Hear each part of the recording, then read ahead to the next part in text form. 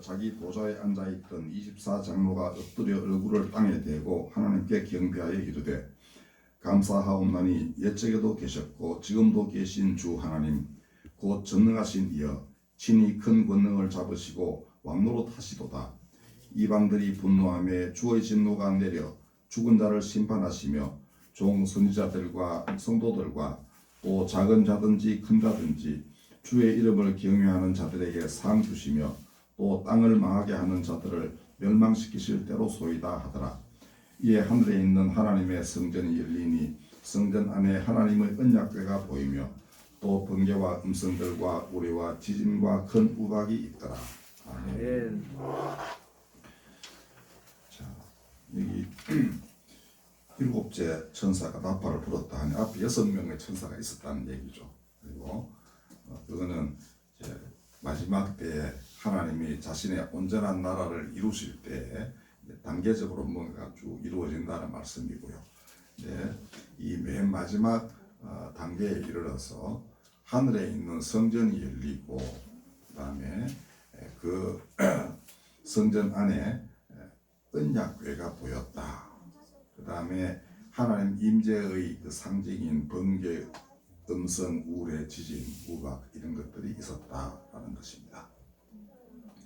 이 언약궤는 이스라엘이 이집트를 탈출해서 광야 생활을 할 때 하나님이 먼저 돌판을 가지고 거기에다가 십계명을 새겨 주셨습니다. 근데 이게 뭐 들고 다니기가 불편하고 그 다음에 보관하는 장소가 있어야 되겠죠. 그래서 성막을 만들어요. 그러니까 일종의 천막 예배당을 만들게 됐습니다. 그때 하나님이 지시하시기를 각자가 가진 건 모든 그 좋은 것들을 가져와라 해서, 그게 이제 이집트에서 탈출할 때 갖고 나온 이제 그 보화들이 있어요.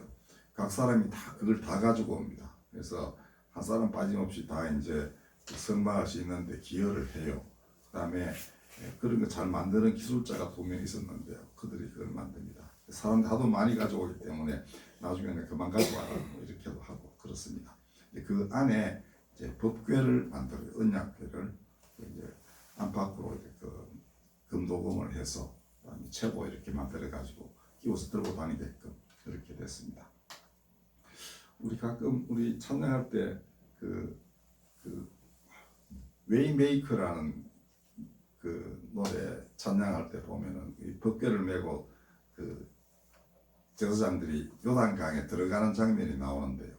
거기 보면 그 청색 보자기를 이렇게 덮어 씌우고 이렇게 있어요. 그러니까 성경에 보니까 옮겨갈 때는 그렇게 천을 덮어 씌워가지고 옮겨가도록 그렇게 되어 있습니다. 그 다음에 법궤에 손을 대는 자는 무슨 일이 벌어져서 죽음을 맞이하게 돼요. 그러니까 그게 아무도 손을 못 대게 돼요. 그 다음에 채가 있기 때문에 손을 안 대도 되도록 그렇게 되어 있었다고 합니다. 근데 그 안에는 이제 나중에 이스라엘에게 하나님이 만나를 가지고 먹거리를 하게 하시죠. 그래서 금 항아리에 만나를 담아서 이제 보관도 하고, 그 다음에 아론의 쌍난 지팡이라는 게 있습니다. 이게 이제 사연이 좀 있는 것인데, 이스라엘 회중 가운데에서 어느 날 모세와 아론에게 반기를 드는 사람들이 있었습니다. 하나는 레위 지파 사람이고 또 하나는 이제 장자인 루벤 지파 무리들인데, 아마도 한 사람은 아론에게 집중된 제사장 직분을 탐낸 것 같고, 또 한 사람은 모세의 정치적 지위를 탐냈던 것 같고, 마지의 후손이니까. 그런데 결국 그들이 이제 하나님이 갈라치기를 해서 이제 그쪽 사람들은 죽게 돼요. 근데 나머지 사람들에게도 이제 재앙이 임하고 그랬는데, 누가 제사장인지 확실하게 밝히겠다. 12지파 중에 다 나와봐. 그 다음에 대표들이 그 지팡이 하나씩 갖고 나와봐. 그러면 싹이 난 지팡이의 그 소유자가 내가 택한 제사장 집안이다. 이렇게 됩니다. 그때 이제 아론의 지팡이만이 싹이 나요. 그거를 법궤에 보관을 합니다. 그러므로 십계명 새겨진 돌판은 하나님과 이스라엘 백성 간의 언약의 징표입니다. 너는 내 백성, 너희는 내 말을 청종할 때 내 백성이 된다라는 그 증거물이 돌판이고요. 그다음에 만나는 하나님이 어떻게 사람을 먹여 살리시는지를 보여주는 증거물. 그다음에 아론의 쌍난 지팡이는 하나님이 때때로는 어떤 사람들을 거룩하게 하여 예배를 집전하게 하고 그들을 통하여 하나님이 이제 스파는 한때 말씀하신 계명인데 그 해석도 하고 그걸 기초로 하여 재판도 해주는 그런 역할을 하는 사람들이 있다라는 것입니다. 그러니까 말씀을 끊임없이 재해석을 하고 그다음에 적용을 하고 사람들이 따르게끔 권면도 하는 이런 사람들이 반드시 있어야 한다라는 그러한 하나님의 그 뜻을 드러낸 것이라고 하겠습니다. 나중에 시간이 흐르면서 만나는 이제 썩게 됐죠. 광야에서부터 가나안 땅에 들어가가지고는 거기 있는 이제 농사 지으면서 먹게 되니까 만나가 필요 없어졌죠. 그래서 그 항아리하고 그다음에 아마 나무 지팡이는 한 몇 병이 지나면 썩지 않겠습니까? 그래서 그거는 이제 솔로몬 시대에 성전을 지어가지고 법궤를 안치할 때에는 스판만 있었다고 그렇게 되어 있습니다. 근데 이게 이스라엘에 좀 시원찮은 왕들이 계속 나왔죠. 나라도 분열되고 그래서 아르위로 다 망하는데 이거는 남쪽 유다 왕국에 보관되어 있습니다. 성전에. 그러나 바빌론에게 멸망당하면서 성전도 다 파괴되고 기물을 다 옮겨갈 때 법궤만큼은 이 언약궤만큼은 행방이 묘연하게 됐습니다. 그래서 어디 갔는지 몰라요. 지금은 뭐 이디오피아 사람들이 이제 그 솔로몬과 시바 여왕 사이에 태어난 애가 와서 그걸 이제 옮겨갔다는 쓰고 있는데 그리고 뭐 거기서 축제도 하고 그런답니다. 그건 알 수 없죠. 어쨌든 예수님 때에는 이미 법궤는 사라지고 없었던 때였습니다. 그런데 예수 이제 사역 끝나시고 부활승천하신 뒤에 밤모섬에 있는 이제 그 장로 요한에게 예수 나타나셔서 이제 계시를 하시는데 천사도 나오고 뭐 많은 이제 그 천상의 존재들이 와서 뭘 가르쳐 줍니다. 그 중에 하나가 오늘 본문인 거예요. 그래서 그러면 이게 무엇인가? 이미 그 언약궤의 정말 그대로 그 언약을 주신 그 하나님의 약속이 다 완전히 성취된 것은 그리스도 예수. 네, 이제 그 나라가 이미 그와 함께 하나님 나라는 땅에 임하였고 이제 이게 점차적으로 다 이루어져서 마지막 날에 이제 최종적으로 하나님이 온전히 다스리시는 날 그것을 여기서 표현하기를 우리 세상 나라가 우리 주와 그의 그리스도의 나라가 된다라고 이야기했습니다. 세상의 왕들은 따로 지금 있지만은 어느 날 진정한 왕이 이 땅을 온전히 다스리실 날이 오는 것이다라는 겁니다. 바로 그때에 이제 언약궤가 다시 나타난다 이렇게 표현을 한 건데 그게 뭐겠습니까? 하나님이 말씀하신 대로 다 이루신다. 그다음에 언약궤는 곧 인자 자신을 상징하는 거겠죠. 그리스도. 그래서 사람들은 숨겨졌다고 생각했고 안 계신다고 생각하시지만 하나님의 약속은 변치 않고 끊임없이 이어져 왔고 마지막 때 완전하게 모습을 드러내셔서 그 나라를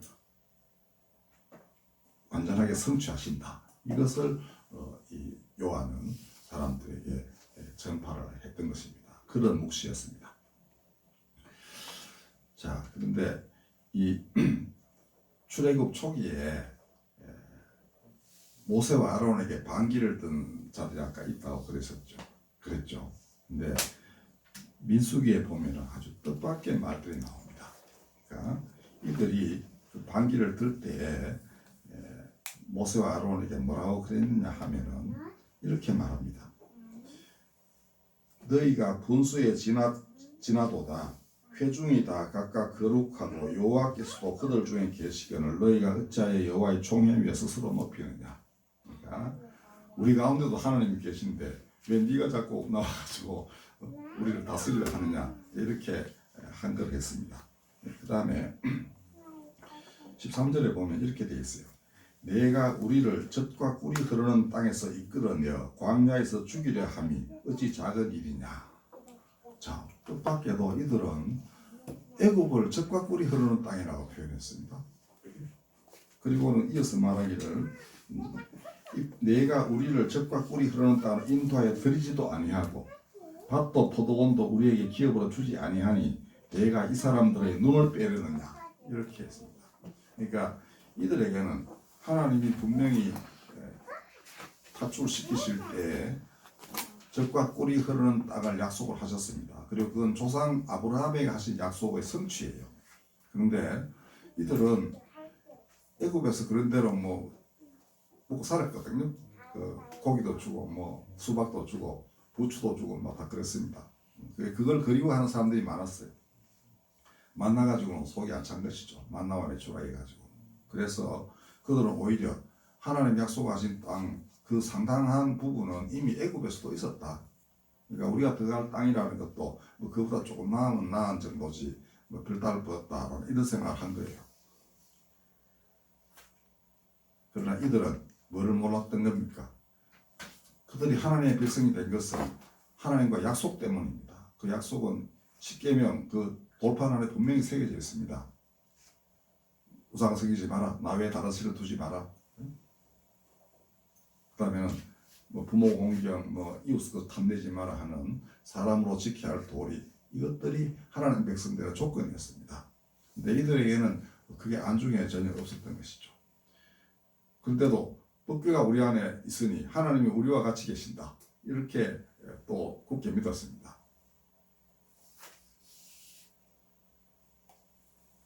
회중이 다 각각 거룩하고 여호와께서도 그들 중에 계신다.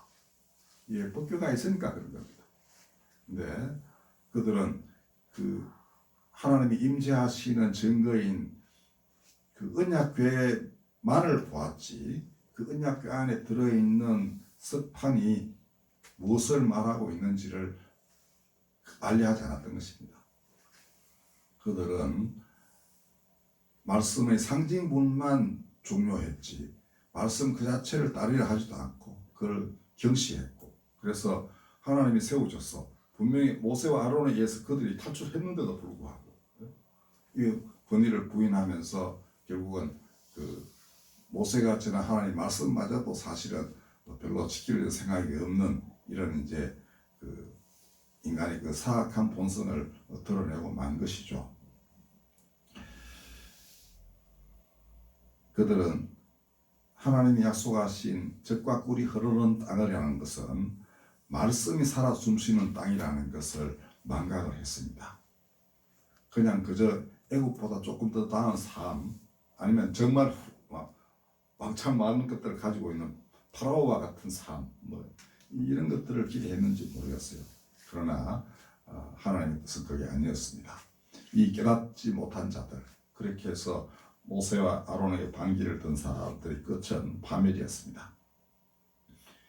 자, 그리고 이 일이 있은 후 40년 뒤 이스라엘은 이제 광야 생활을 끝내고 가나안 땅에 진입을 하게 됩니다. 그때 요단강을 건널 때 여호수아는 하나님의 명에 따라 가지고 언약궤를 맨 제사장들이 먼저 그 강에 들어가게 해요. 근데 들어가니 물길이 끊어졌습니다. 그리고는 모든 이스라엘이 이제 그 무트로 건너가게 되는 거예요. 사람에게는 불가능한 일인데 하나님에게는 불가능한 것이 없는 것입니다. 이때 건너간 사람들은 다 우리는 가나안 땅에 들어갈 수 있다라고 확신한 사람들만이 들어갔습니다. 그렇지 못한 사람들 광야에서 헐게 됐어요. 처음 출애굽했던 사람 중에는 여호수아와 갈렙 두 사람만 들어간 것으로 되어 있습니다. 모세 자신도 이제 들어가지 못했죠. 그건 저는 다른 의미가 있다고 생각되는데, 어쨌든 인간이 어떻게 일할 수 있느냐, 그리고 하나님도 못하시리라 이래 하지만 그렇지 않다는 것을 이 사건이 보여주고 있습니다. 그러므로 이 장로 요한이 받은 묵시도 반드시 이루어지는 것입니다. 거룩한 언약궤, 사람들 인디아나 존스에도 보면 이 법궤에 찾아 나서는 그런 영화 그런 대목이 있는데 양쪽이 다 찾으려 하죠. 그러니까 하나님을 따르는 사람, 괜찮은 그 고고학자도 찾으려 하고, 그 다음에 더 찾으려고 노력하는 사람은 그 일종의 사탄 세력이라 할 만한 나치 그 부대원들이 그걸 찾으려고 되게 노력하는 장면이 나옵니다. 자, 이 신비한 언약궤, 그거는 거룩함의 상징, 하나님의 거룩하신 능력, 이런 것들을 의미하죠. 그래서 인자가 어떻게 오실지 우리는 알 수 없습니다만은 인간이 그토록 인간은 거룩함에 대한 어떤 동경 같은 게 있습니다. 내가 거룩한 세상에 들어가는 거. 그리고 그거는 하나님의 거룩함을 만나게 되면 무릎을 꿇지 않을 수 없다고 합니다. 그러니까 하나님 주신 본성이기 때문에 그 거룩한 하나님의 능력과 그 영광이 드러나는 날이 온다라는 거겠죠. 그죠? 이 계시로의 묵시는 반드시 이루어질 것입니다. 그 거룩함에 대한 경험 중에 제가 그런 얘기인데요. 저기 있는 우리 마포에 요새도 그 그리스 정교회 예배당 있는지 모르겠는데요. 어떻게 감추어져 있는 것 같아요. 옛날에는 그게 되게 잘 두드러지게 보였어요. 그 설계하신 분이 이제 그 그리스 정교회에서 유럽 여행을 시켜줬어요. 아주 오래된 얘기죠. 근데 이분이 저희 형님하고 가까운 분이었어요. 근데 거기서 어느 날 어느 성당에 딱 들어갔는데, 그러니까 말로만 듣던 이제 그 아름다운 성당이겠죠. 문을 열고 탁 들어가는 순간 그대로 무릎을 꿇었답니다. 그 거룩한 그게 하여튼 압도가 된 건데, 그 건축가로서의 아름다움에 아무리 압도돼도 그렇게는 안 되죠. 그러니까 그 안에 있는 무형의 거룩함이 이제 그렇게 하는 것입니다. 그러니까 인간에게는 눈에 보이는 뭐가 있어야만 또 거룩함을 경험하기도 해요. 가만히 앉아서 이 마음으로 뭘 거룩함을 경험하는 것은 좀 힘듭니다. 그래서 물건이 있다든지 아니면 환상 가운데서도 뭘 봐야 돼요. 아마 하나님은 그렇게 하실 거예요. 이 장로용하는 환상 가운데서 하나님의 성전, 하늘의 성전 안에 있는 북궤를 보면서 완전히 거룩함에 그대로 흡입이 되어 들어갔던 거죠. 이거는 말하지 않을 수 없는 증언입니다. 아마 앞으로 많은 사람들에게 저는 이러한 일들이 일어나리라고 믿습니다. 이 어두운 시절에 하나님이 그런 은총 안 주시면 사람이 어떻게 헤어나겠습니까? 그러니까 분명히 성경을 약속했습니다. 마지막 날에는 내가 성령을 물붓듯이 부어줄 것이다. 노인들은 꿈을 꿀 것이다. 아이들도 다 하나님을 찬양할 것이다. 했습니다. 그러니까 아이에서부터 노인에 이르기까지 하나도 성령의 은총 없이 살아가는 사람이 없을 것이다. 모든 사람에게 폭포처럼 내리는 성령의 은총이 있을 것이다. 이 약속하신 거예요. 그리고 그거는 이미 오순절 때 한 번 이루어졌습니다. 한 번 이루어진 일 다시 또 이루어집니다. 자, 반드시 이루어지는 것 믿으십시오. 아멘. 오늘날 우리가 보면은 지금 코로나가 한 이제 2년 가까이 되죠. 이 맨눈에는 보이지도 않는 뭐 이런 바이러스 하나 때문에 사람들은 지금 전전긍긍하고 있고 생활이 다 막 피폐해져서 무너진 사람들이 부지기수입니다. 죽은 사람도 많고요. 인류는 인간은 누구나 자신의 한계를 알아야 됩니다. 이걸 보면 아까 인간이 어떻게 단풍 오는 걸 막을 수 있습니까? 그렇다고 단풍을 당겨서 미리 즐길 수도 없죠. 설사 뭐 조그마한 나무 만들어서 그렇게 한다 하더라도 그 의미 없는 것이죠. 그리고 그리스도인들은 모세와 아론이 백성을 위해 속죄하고 죽은 자와 산 자 사이에 섰을 때 이스라엘에 임한 연병이 거쳤음을 상기해야 됩니다. 이게 무슨 얘기냐 하면은 이때 이제 그 반란의 주도자들은 이제 땅이 갈라져서 그 안에 빠져 죽고요. 그다음에 백성들에게는 이제 연병이 임했는데 흑사병일 것이다 라는 썰도 있습니다. 하여튼 전염병이 올라닥쳤어요. 사람들이 두려움에 떨었죠. 이걸 구출해 줄 사람은 하나님과 대면하여 말하던 모세 외에는 없습니다. 모세의 대변자 아론이에요. 그래서 모세가 명하기를 아론에게 가서 네가 갖고 있는 그 향로에다가 빨리 그 향을 피워가지고 속죄를 해라라고 해요. 뭐 그건 우리는 어떤 의미인지 잘 모릅니다. 여하튼 어떤 유형적인 행위를 통하여 하나님께 대속의 기도를 했던 것입니다. 이 죄를 용서하소서.